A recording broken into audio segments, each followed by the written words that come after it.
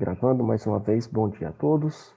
Aula de História, página 203.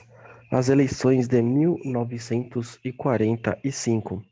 Vimos anteriormente que, em fevereiro de 1945, Vargas se antecipou aos seus adversários, marcando eleições presidenciais. Naquele mesmo ano, então, organizaram os três mais importantes partidos dos 20 anos seguintes. A oposição fundou a UDN, adepta ao liberalismo conservador e radicalmente antigetulista. Liberalismo conservador seria basicamente o que a gente viu nesse quadro aqui em cima, sobre economia, capital estrangeiro, política externa, isso na parte econômica, e na parte moral, mais uma moral judaica cristã, pautada nos 10 mandamentos, na Bíblia, respeito à família, e tudo que está lá escrito como algo para a sociedade. Então, essa era a visão de mundo na parte moral da UDN, como a gente viu, e antigetulistas, porque os getulistas acreditavam em uma maior interferência do Estado na economia e esses liberais uma menor interferência do Estado na economia. Essas ideias persistem até hoje, vocês estão conhecendo-as, e se gostarem de uma, quiserem seguir, beleza, se não gostarem, tranquilo também, é apenas para vocês saberem os fatos que ocorreram no Brasil e as ideias dos grupos que pretendiam chegar ao poder. Vargas e seu... Aham, Beleza. Qualquer dúvida pode mandar no chat, pode ligar o áudio e perguntar. tá bom. Vargas e seus aliados fundaram o PTB, que existe até hoje, que era apoiado por sindicatos de trabalhadores, e o Partido Social Democrático, PSD, que reunia as elites getulistas. Ou seja, dois grupos com os ideais getulistas. Um reunia as elites e o outro reunia os sindicatos, os trabalhadores, mas com a mesma ideia de Brasil e de mundo. O Estado interferindo na economia, controlando a economia, e ambos tendo como inspiração Getúlio Vargas, porque chegou ao poder e fez o que eles gostariam que tivesse sido feito. Além desses, surgiu o Partido Social Progressista, PSP, liderado por Adhemar de Barros, que só tinha expressão em São Paulo. Naquele ano, ainda, o Partido Comunista Brasileiro, PCB, que estava na clandestinidade, foi legalizado e concorreu às eleições presidenciais, tendo como candidato o engenheiro Iedo Fiuza.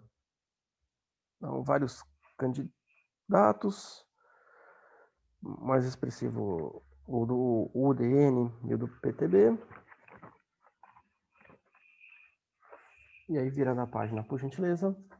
Os dois principais candidatos nessas eleições eram o general Eurico Gaspar Dutra, pela coligação PSD-PTB, mais getulista, mais interferência do Estado na economia, e o brigadeiro Eduardo Gomes, pela UDN, mais liberal, mais conservador. Getúlio, por sua vez, faria jogo duplo. Politicamente, afirmava que deixara o poder. Às escondidas, incentivava o queremismo, movimento popular que pedia a sua permanência. Ou seja, ele publicamente, não, estou saindo do poder, o próximo vai assumir, boa sorte para ele, enfim. Nas eleições de 45, pela primeira vez, os brasileiros compareceram às urnas, entusiasmados com a possibilidade de exercer sua cidadania. Elegeram um presidente da República por meio do voto direto e secreto e sob a fiscalização da Justiça Eleitoral. Porque Getúlio, essa era a primeira passagem de Getúlio, ele tinha assumido lá em 1930. E ele perdeu as eleições. Só que ele promoveu um golpe, ele reuniu um exército e tomou o poder, na força, na capital, que era Rio de Janeiro. São Paulo liderou. São Paulo falou: não, não, que isso, daí tá errado. Não é bem assim, você perdeu, cara, você vai tomar poder à força. Ainda mais se você nomeando para nós uma pessoa que a gente não quer que seja nosso governador, uma pessoa que não conhece nosso estado, por que você vai fazer isso? E aí houve a Revolução de 32, que é comemorado em julho pelos paulistas. E São Paulo acabou perdendo. Aham. Mas aí o povo não pôde escolher. Então, desde 1930, o povo vivia sobre um líder sem escolher quem ia ser seu presidente, apenas uma pessoa no poder. E aí, quando ele sai, quando tem as eleições, as pessoas ficam felizes. Pô, eu vou ver os candidatos, as propostas, e eu vou decidir o que eu quero para o meu país. Que bacana, vamos lá. E aí, as eleições à presidência da República. Ano 1930.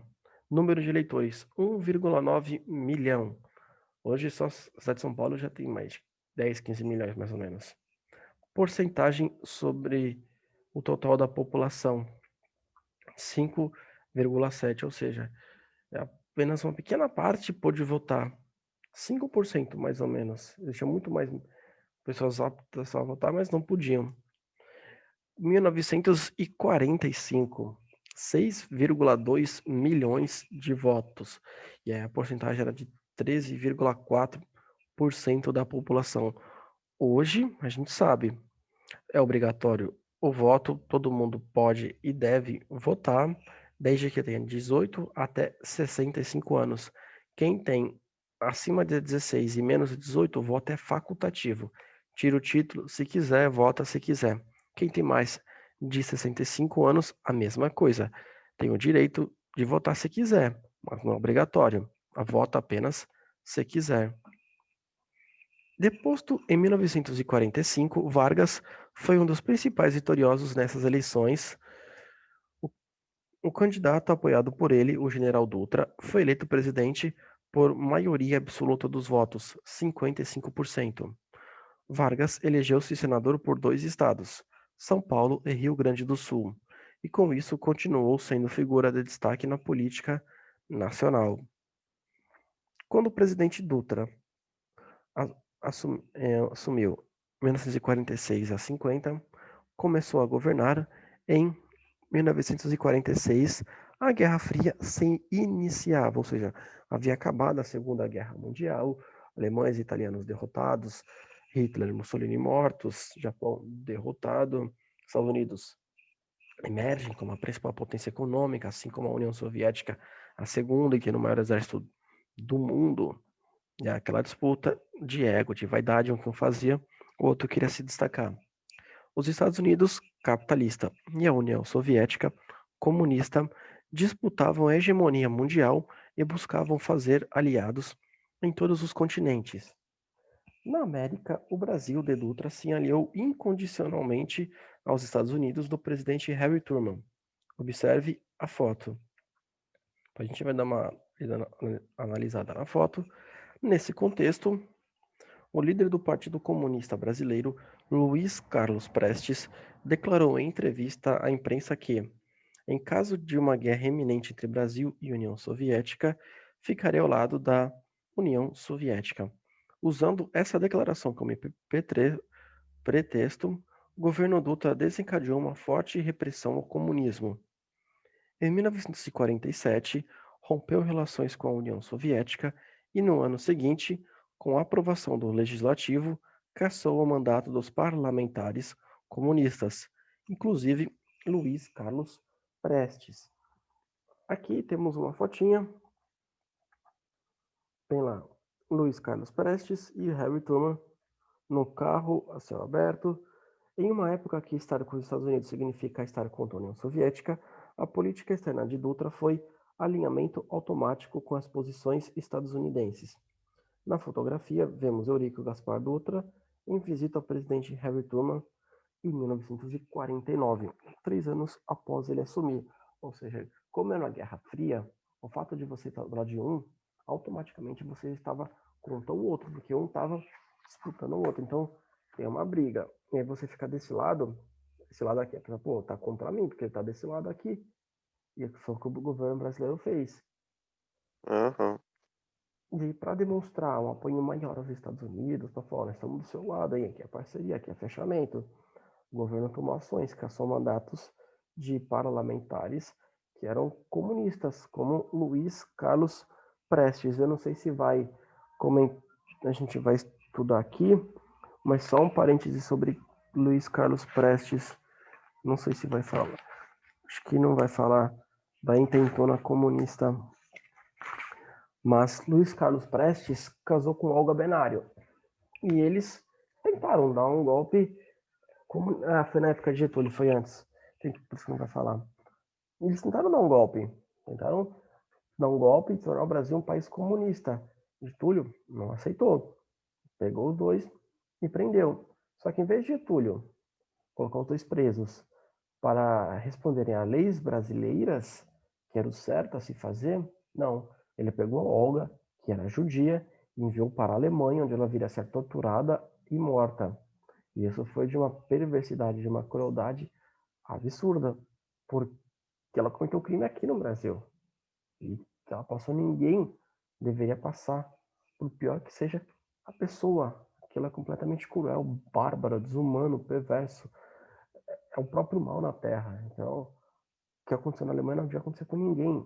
E Getúlio Vargas pegou Olga Benário e simplesmente mandou para a Alemanha, porque ela, juntamente com o marido, tinham tentado dar um golpe para assumir o poder. Uma coisa completamente cruel, bárbara, monstruosa que Getúlio fez, de mandá-la para a Alemanha, onde lá o próprio mal estava governando a terra, governando a Alemanha.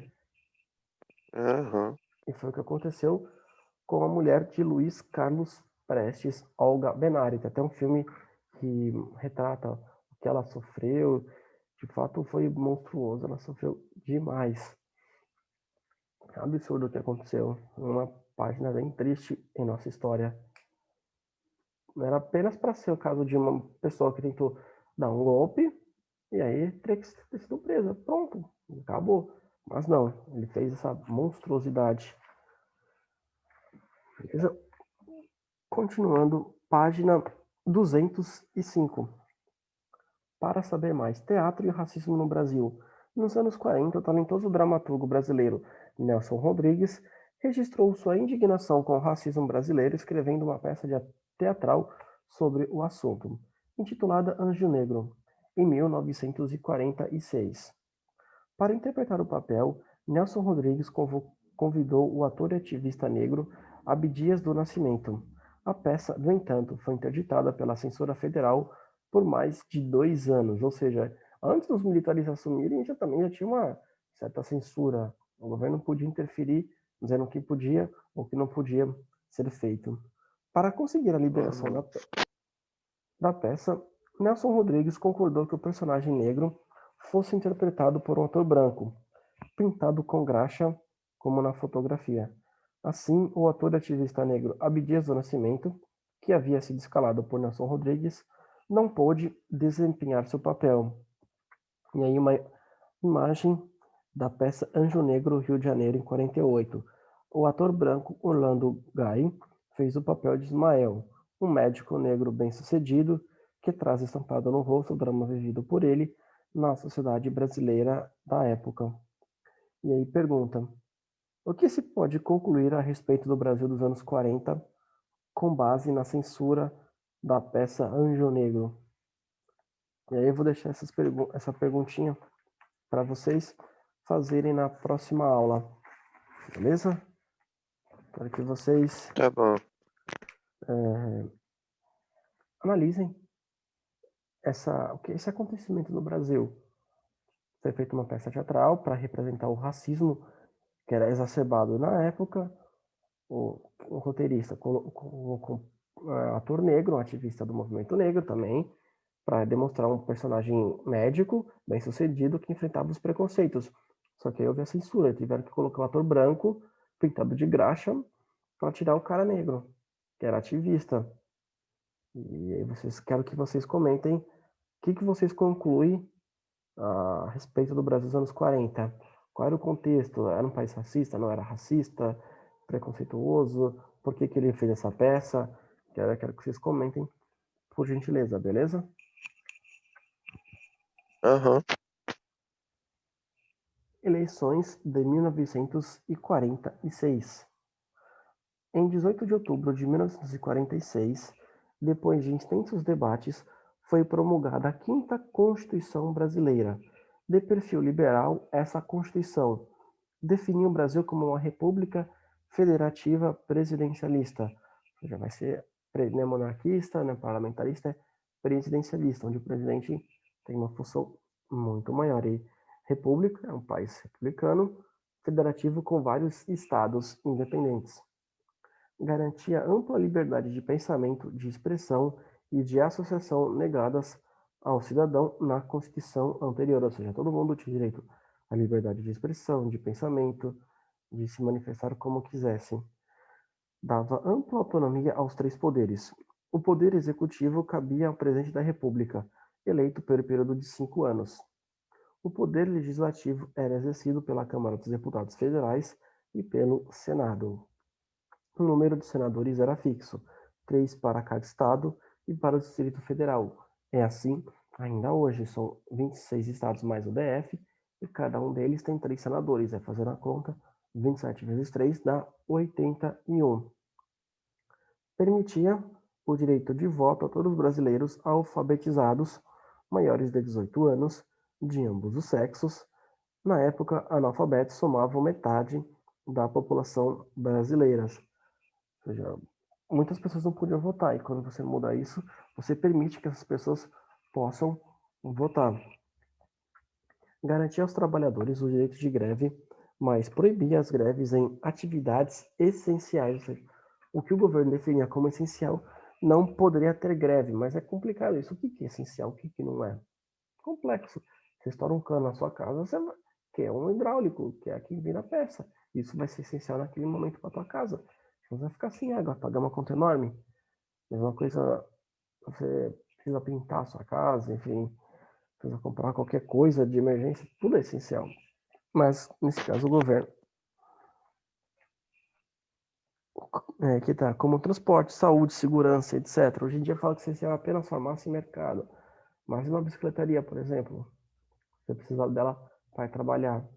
E mecânica, se o cara trabalha com um carro, ou as viaturas dos bombeiros, da Polícia Militar, SAMU, e aí, como é que faz? É complicado dizer isso é essencial, aquilo não é essencial. É. De repente alguém trabalha e tem que comprar um tênis para poder. Acaba o seu chinelo, estoura, acontece um acidente em casa, a pessoa não tem tênis para ir trabalhar. Até mesmo um policial militar, um bombeiro, um médico, e ele não tem calçado para dirigir, para pilotar, e tem que comprar. E aí tá tudo fechado. Ele não pode comprar.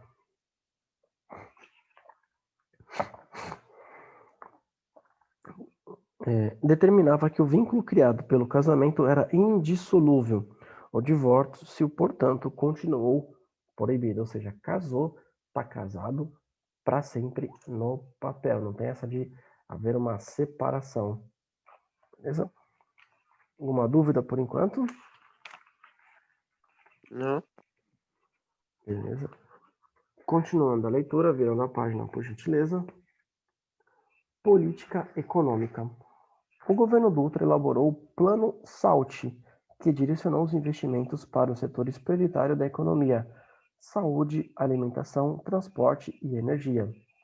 Mas o desenvolvimento brasileiro, especialmente na indústria, ficou abaixo das aspirações dos industriais, sobretudo por causa da política de portas abertas a importações.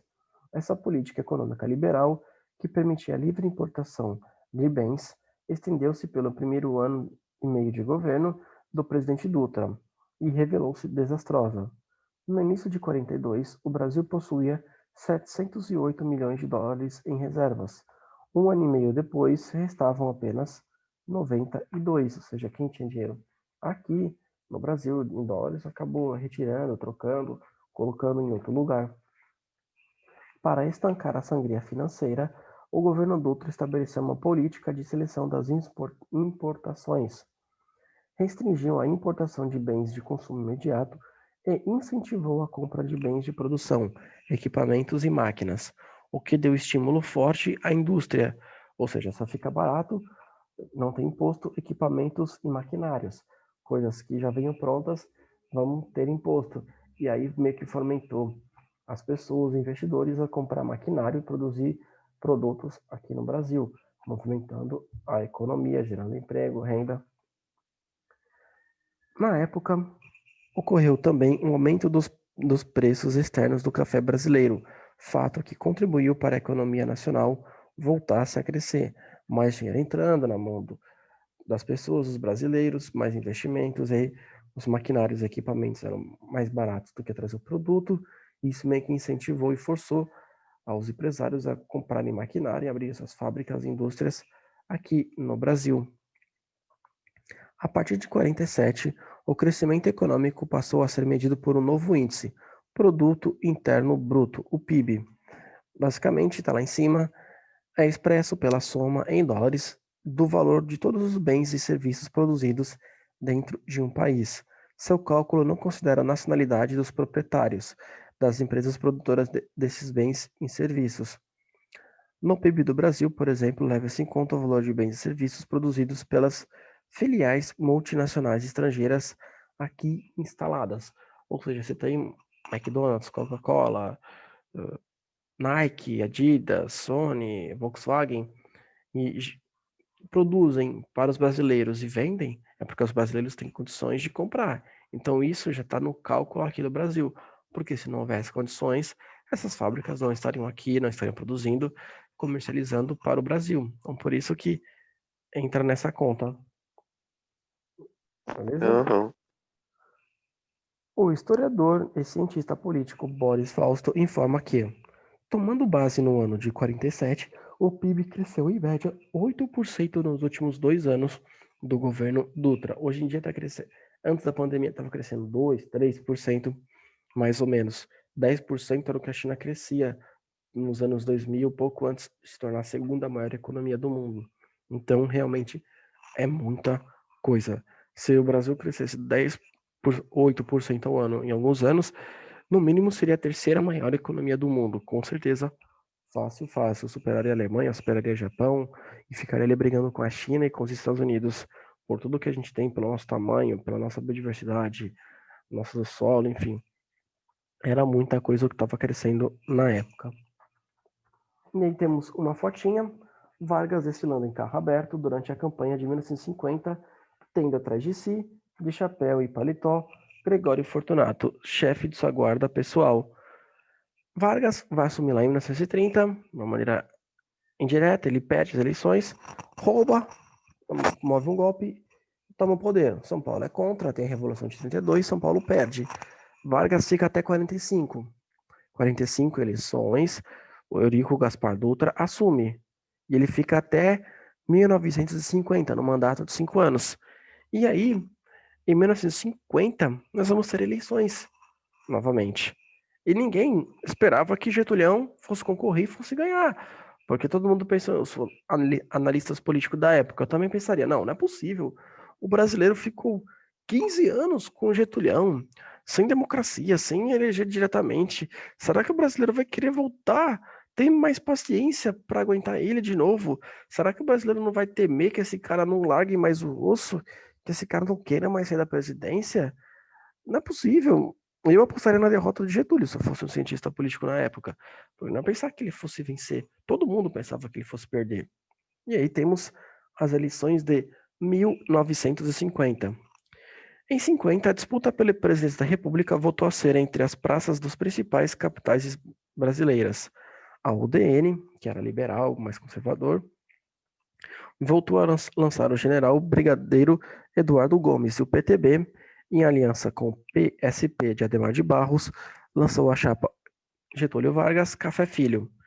Essas eleições foram comentadas pela primeira emissora de televisão da América Latina, a TV Tupi de São Paulo, ou seja, do México até aqui a primeira TV aberta era a TV Tupi na cidade de São Paulo, que iniciou suas transmissões em 18 de setembro de 1950, prometendo que o povo subiria com ele os degraus do Palácio do Catete, defendendo a industrialização e a necessidade da ampliação das leis de trabalho. Getúlio obteve vitória expressiva, 48,7% dos votos. O segundo colocado ficou com 29,7% e o terceiro 21,5% dos votos. Getúlio assumiu o poder, venceu as eleições. Página 207. Ao assumir a presidência, em janeiro de 1951, Vargas procurou contentar as diferentes forças envolvidas na cena política, mas, para o Ministério da Guerra, posto estratégico, Getúlio escolheu um militar de ala nacionalista do Exército, o general Estilac Leal. No poder, Vargas se manteve fiel à sua promessa de campanha, defendendo a intervenção do Estado na economia, como a gente viu aquele quadro, getulistas e os liberais, o que cada um defendia, Getúlio prometeu isso, eleito estava cumprindo aquilo que prometera, colocando seus ideais em prática. Seu governo investiu pesado no sistema de energia, de transportes, de portos e na fundação do Banco Nacional de Desenvolvimento Econômico, BNDE. Hoje existe, o nome é o mesmo, é Banco Nacional de Desenvolvimento Econômico. E aí é BNDES, apenas isso. B de Banco, N de Nacional e D de Desenvolvimento. Apenas isso que mudou. Destinado a conceder crédito à indústria brasileira, ou seja, o governo pega o seu dinheiro que arrecadou com os impostos e empresta para os empresários. Ó, peguei todo isso de imposto, paguei mais quanto sobrou isso? 1 milhão, 2 milhões, 3 milhões de cruzados, cruzeiros, reais, como existe atualmente. E aí o empresário pega esse dinheiro. O empresário pegando esse dinheiro, ele vai comprar maquinário, vai comprar alugar, comprar um galpão, contratar funcionários, pagar os primeiros salários, pagar a matéria-prima, a logística, pegar esse dinheiro emprestado. E aí ele vai começar a ter o lucro dele, vai começar a vender seus produtos, suas peças, suas roupas, seus calçados, seus produtos alimentícios, enfim, o que quer que seja. Ele vai começar a vender, vai entrar dinheiro, porque as fábricas, as lojas do setor terciário vão comprar. Vamos supor que você pega dinheiro para fazer uma fábrica de refri. Faltam 10 minutos. E aí você pegando esse dinheiro, você vai montar sua fábrica, comprar tudo e vai vender para os mercados. E os mercados vão comprar seu refri, você vai se manter, pagar suas contas e ir devolvendo ao governo progressivamente esse dinheiro, como se fosse um empréstimo a juros baixíssimos. E o empresário prefere isso do que o banco, porque o banco os juros são muito maior, prazo maior, maiores prestações, e os empresários preferem pegar dinheiro do governo porque os juros são menores. E o governo faz isso numa tentativa de alavancar a economia, de promover um crescimento econômico, de gerar empregos, renda, as pessoas teriam que comprar, terem dinheiro, enfim, melhorar a economia. Claro, o governo está dando dinheiro, o governo pega dinheiro dos impostos, empresta, mas recebe esse dinheiro mais lá na frente, que o governo quer que as fábricas fiquem independentes do governo, as fábricas têm que caminhar com as próprias pernas, senão uma hora vai quebrar, não tem dinheiro para todo mundo, Aham. beleza? Além disso, passou a defender o monopólio estatal do petróleo, liderando uma campanha nacional iniciada anteriormente que tinha o slogan "O petróleo é nosso". Em dezembro de 51, Vargas encaminhou ao Congresso um projeto de lei que propunha a fundação de uma companhia brasileira de petróleo e previa um monopólio estatal ao setor, o que acirrou o debate entre os nacionalistas e os liberais, ou seja, os nacionalistas queriam que apenas o Brasil explorasse o petróleo. Já os liberais não, falaram, olha, o Brasil pode, como uma empresa do governo, não tem nada contra, mas se alguma outra fábrica, indústria quiser explorar, deixe explorar, permita a concorrência, para o preço diminuir, para a qualidade subir.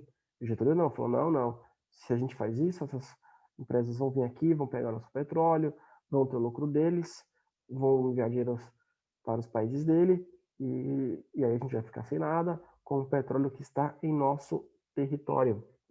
Os liberais não. Não, não importa que o petróleo esteja aqui, com concorrência, a gasolina vai ficar mais barata, o petróleo usado nas fábricas também vai ficar mais barato, porque eles vão dar um jeito de baratear e melhorar para o brasileiro, permitindo a concorrência. Os investimentos eles vão colocar também no Brasil, e mesmo que eles não coloquem, vão estar gerando empregos para brasileiros na parte de extração. E ficou esse debate entre liberais e nacionalistas, ou getulistas, como queiram. A campanha O Petróleo é Nosso foi vitoriosa e, em 3 de outubro de 53, Vargas sancionou a lei criando a Petrobras, empresa estatal que monopolizava a extração, refino e o transporte marítimo do petróleo brasileiro. Ou seja, Ele mandou essa proposta para a Câmara e para o Senado, passou na Câmara, passou no Senado 2 vezes, foi para o presidente e ele sancionou, ele aprovou, ou seja, os getulistas obtiveram essa vitória. Com essa lei, apenas a Petrobras podia fazer a extração, o refino, pegar esse petróleo, transformar em gasolina e transportar via marítima para onde quer que seja. Hoje, e ainda assim, até hoje, apenas a Petrobras pode fazer tudo isso. E o preço que a Petrobras gastar vai ser pago, cobrado dos brasileiros. Se houver caso de corrupção na Petrobras, se ela for uma empresa ruim, não reduzir os seus custos, não se inovar, e aí continuar sendo caro tudo isso, a gasolina vai chegar cara aos postos de combustíveis. Nos principais países hoje, tem uma concorrência, várias indústrias, fábricas, empresas têm a extração, o refino e o transporte do petróleo, visando diminuir o preço da gasolina lá no final para o consumidor. Levando adiante seu nacionalismo, o presidente propôs naquele ano mesmo a Lei de Lucros Extraordinários, que limitava a remessa de lucros de empresas estrangeiras estabelecidas no Brasil. Dessa vez, no entanto, a oposição liderada pela UDN conseguiu barrar essa lei no Congresso. Essa lei previa do seu lucro, você pode mandar tantos por cento, 5, 10, 15, 20, aqui não especifica, no máximo para fora, e você vai ter que deixar o resto no país. Essa era a lei que Getúlio propôs lá para a Câmara e para o Senado, e só que os liberais barraram e falaram, não, se o cara quiser mandar zero para fora, ele manda, não manda nada. Se ele quiser mandar 0,1, ele manda. Se ele quiser mandar 100, ele manda. Aí fica com o empresário, com cada empresa. A gente não pode, segundo os liberais, permitir que isso ocorra, porque se isso acontecer, as fábricas, as empresas vão sair do Brasil, e quem quiser investir aqui não vai investir, porque vai olhar assim, então tem que deixar tanto dinheiro no Brasil, sabendo que vai me dar prejuízo? Então, não vou deixar, vou mandar, não vou nem investir no Brasil. E os liberais achavam que com isso, quem fosse investir, não ia investir, porque ia se sentir pressionado, absurdo ter o seu dinheiro controlado, e quem já estava ia acabar saindo. Os getulistas achavam que não, que fazendo isso, você ia fomentar os empresários a pegar o seu lucro e reinvestir no Brasil, gerar emprego, desenvolvimento, renda para os brasileiros, alavancar a economia, e ficou esse debate. Limita quanto que os estrangeiros, as fábricas e indústrias podem mandar dinheiro para fora, ou não limita, deixa cada um escolher o que faz com o seu dinheiro. Nesse caso, os liberais venceram e essa proposta não foi aprovada, fazendo assim com que, ficando a critério de cada empresa transnacional, multinacional, escolher. Vou mandar 1%, 100, 90, 70, enfim. Cada empresa podia escolher o que ia investir no Brasil ou mandava para sua sede em outro país. Beleza? Aham. Faltam 3 minutos para acabar a aula. Trabalhismo, greve e inflação. Não vai dar para trabalhar hoje. Eu queria pelo menos chegar na página 39, mas nesse caso não vai dar. Então, eu vou deixar para casa aquela questãozinha da página 205 para vocês lerem e responderem. Beleza? Tá bom. Aham. Semana que vem a gente continua trabalhismo, inflação e greve. Aqui vai estar aqui. Vamos trabalhar a campanha contra Getúlio. Depois vão ter umas questões, o governo Café Filho, Juscelino, plano de metas. E vamos trabalhando até onde dá antes da questão das provas. Pelo menos chegar até a página 215, o governo Jânio Quadros e João Goulart, que vai ser lá nos anos 60. Alguma dúvida por enquanto? Não? Não? Beleza, eu agradeço a participação de vocês. Usem esse tempo até a próxima aula, até 8h50 pelo menos, para vocês fazerem aquela questão. Agora dá para vocês tomarem mais um café, beberem uma água, lavar o rosto, e aí faça aquela questãozinha. 9h10 estejam prontos para a próxima aula que vocês vão ter, que eu não sei qual que é, mas enfim, vocês vão ter. Beleza? Aham. Qualquer dúvida pode me mandar mensagem, pode mandar e-mail. Estou e sempre estarei à disposição. Muito obrigado. Tchau, tchau. Tá bom. Tchau, professor. Tchau, tchau. Obrigado. O Gabriel tá dormindo ainda.